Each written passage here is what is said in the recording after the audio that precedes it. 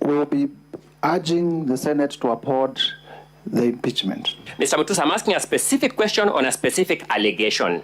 It is your desire for these senators to impeach this deputy president on an allegation that he has, through his proxies, taken control of a cooperative society we don't know, isn't it? I have said I leave that to their decision. Is it your desire? Is that what you desire? You want some outcome from this process, you as the mover of this motion. Is that what you want of this motion? What do you understand when I say I leave it to their decision? You have no right to ask me any question. Just say yes or no. We move on. We make progress. Thank you. My apologies. Yes. Thank you so much for that comic moment. You also want this distinguished Senate to find the deputy president to have taken over the control of this unknown circle. Now, this is my element, through undisclosed family members. Indeed, it is my desire that the motion is upheld.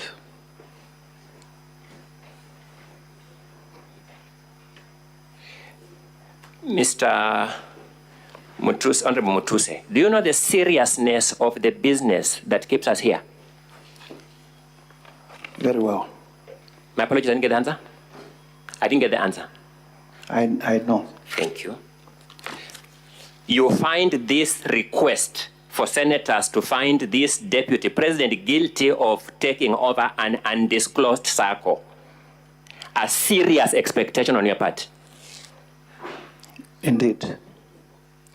You also find your expectation for these senators to find the deputy president to use unknown family members to talk about that circle a serious expectation? Indeed. You take your work as a member of parliament seriously? Very seriously. You respect your constituents who brought you to this house? Very much. And you are manifesting that respect for your constituents by this expectation you have just mentioned here? In fact, the whole country is discussing my motion. I'm asking whether you are manifesting your respect for your constituents by the expectation you have just alluded to. In the totality of the... No, I'm talking about this particular fact. I'm dealing with a particular fact. In the totality of the motion, yes.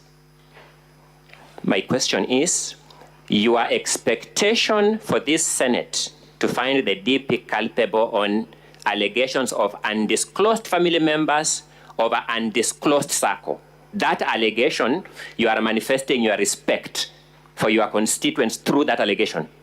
Yes. Thank you.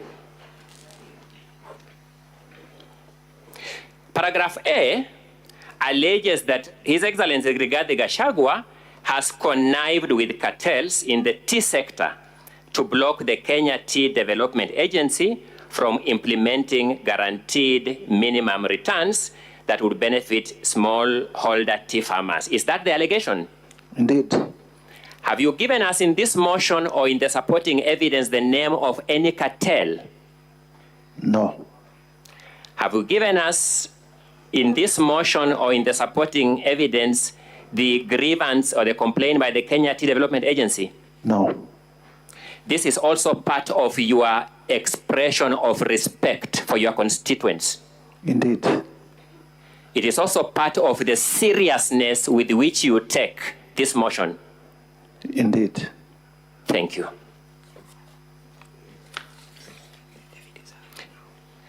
Mr. Speaker, may I now move to the video 10 and 10A. Let's start with 10 first.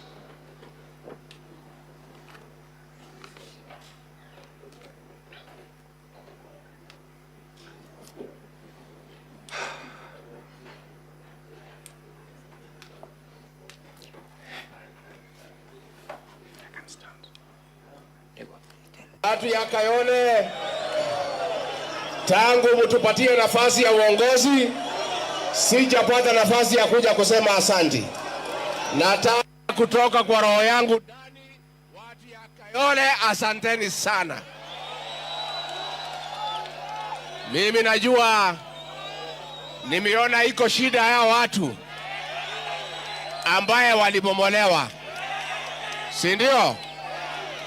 Na nimeona mumeandika vizuri ya kwamba mteue kamati ya watu wachache ndio mkuje niketi na nyinyi. Just pause there. Mtakubaliana? Pause there. At that time, the deputy president is suggesting that he needs the people, the citizens there to have a small committee, to have an engagement with him. True or not true? True. Is there anything wrong with that claim by the deputy president? There is nothing wrong with. Let's proceed. Mimi ningetaka wale watu ambaye walipata shida hii ya ubomoaji, ambaye ni kitu tulikuwa tumeahidi wananchi haitafanyika kwa serikali yetu. Mimi ningetaka niwasikize na nitapanga na mheshimiwa Meja Dong wakuje ndio tukue na nafasi ya kuongea. Let's pause there. Tumekubaliana? The deputy president is saying he wants to listen to those people so that together they can talk. Is that what he's saying? Ambayo ni kitu tulikuwa tumeahidi haitafanyika kwa serikali yetu. No, you didn't get my question. Mr. Mutuse, please be a good listener. Just answer my questions. The deputy president is saying he wants those to sit with Honorable Madong, I didn't get the name right, and those people so that they can sit and talk. Is that what he's saying? In context, yes, that's part of it. Is there anything wrong with that statement? There's nothing wrong with people sitting. The deputy president is also saying that they had promised during the campaigns that they will not be demolishing people's structures. Is that what he's saying? Yes, he's saying that. Is there anything wrong in that promise? There is nothing wrong in that promise. As an active member of the Kenyan political space, is he lying that there was such a promise? I wouldn't know. You wouldn't know. Let's proceed. Tumekubaliana. Tumekubaliana. Watu ya Kayole. Let us not have a war with wananchi. Let's stop there. The deputy president is saying, let us not have war with the wananchi. Do you find anything offensive in that statement? There is nothing offensive. Thank you. Let us not have a war with wananchi. Tusipigane na wananchi wale walituchagua. Let us be empathetic. Let's stop there. Let us. He's calling for empathy towards wananchi. Is that correct? Yes, indeed. Do you find anything offensive in that call? It is the forum where he's saying it. Do you have anything wrong with that call for empathy? I have a problem with the forum where... No, you're answering your own question. I'm asking whether you have a problem with the call for empathy. My allegation is that he had forum... I've asked whether you have a problem with his call for empathy. Please answer my question. He would have said as much in cabinet. Please answer my question. Do you have a problem with a call for empathy? I have no problem with the call for empathy other than... Let me move to the next question. Do you have a problem with a deputy president calling for empathy in public? I have no problem other than the forum. What forum was that, by the way? This appears to be a press conference. What law prohibits a deputy president from calling for empathy at a press conference? The law is that you will raise all those issues in cabinet. Which law prohibits a deputy president from calling for empathy at a press conference? There is no law that prohibits a deputy... Thank you so much. Let's make progress with the playing of the video. If people must move, let there be an engagement. Thank you so much. What is wrong with that statement? If people must move, let there be an engagement. What is wrong with it? There is nothing wrong with having engagement. Thank you. You are a lawyer, you said? Yes. You know the principle of public participation? Indeed. It's actually what the deputy president is addressing. The deputy president is saying, let's have an engagement. That is consistent with the constitutional principle of public participation. True or not true? Well, that's you saying so. The deputy president is saying, let's have an engagement. Is that consistent with or inconsistent with the constitutional principle of public participation? Engagement and public participation may mean different things at different levels. The deputy president is saying, let us have an engagement. I'm asking whether that is consistent with or inconsistent with the principle of public participation. Again, as I said, we would imagine before a policy goes to cabinet, it has also been taken through public participation. Did you engage in public participation? And if you sit in cabinet, you raise objections to that policy, And if your objections are upheld, the policy force. Which part of this statement by the Deputy President? If your objections, sorry, I'm not asking the question. Yes. Which part of this statement calling for empathy violates a policy decision of cabinet? We have the affidavit of Mercy Wanjau that clearly shows that the cabinet adopted a position on that. Did the cabinet adopt a resolution for unempathetic evictions? The Deputy President was in cabinet. He is the one who better placed to tell us. You are the move of this motion, and we are testing the Deputy President's statements against your allegation. Indeed. Did the cabinet adopt a resolution for unempathetic evictions? The cabinet adopted a resolution. Did the cabinet adopt a resolution for unempathetic evictions? Yes or no? A resolution for empathetic evictions. And the DP here is calling for empathetic evictions from what we have heard. True or not true? True. So that is consistent with the cabinet resolution. True or not true? Semantics. Mr. Speaker, has my question been answered from your understanding? I don't think it's been answered. Order, honorable senators. You note how the witness is answering the questions and make your judgment. Let's make progress. Let's make progress. If a witness is evading questions, please note that.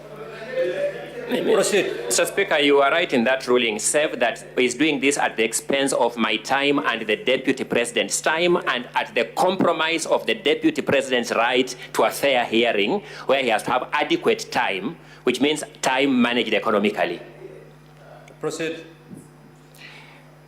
Did the cabinet approve unempathetic or empathetic evictions? Cabinet approved evictions in public interest. I'm asking a different question. Empathetic. Did the Deputy President call for empathy or lack of empathy? Empathy. Is that call by the Deputy President consistent or inconsistent with the cabinet resolution? Inconsistent. Did cabinet approve a resolution not to engage citizens in the demolitions? That I wouldn't know because I'm not a member of cabinet. And yet you are saying that call by the Deputy President to engage citizens is part of the violation of the cabinet resolution. In context. Mr. Speaker, Mr. Mutusa, Honorable, I sought to know whether the people you respect, the people who elected you, do you suspect they will respect you with this behavior you are showing here? Mr. Speaker, I will also request for your protection because the people of Kibwezi are not on trial. I didn't try to Counsel for the Deputy President, just stick to the subject matter. Mr. Speaker, we seek that our witness not be subjected to barbs or badgering. The question whether he respects or the people respect him and whatnot. The allegation is clear in black and white. If we could stick to that, it would help. My learned colleague, Dr. Counsel, Tiamkolu. I've already ruled on that. I know, but my Lord, there's a question or issue here. Progress. I'll make the progress, Mr. Speaker, as you direct. Let's look at paragraph 72 at page 35 of volume 1.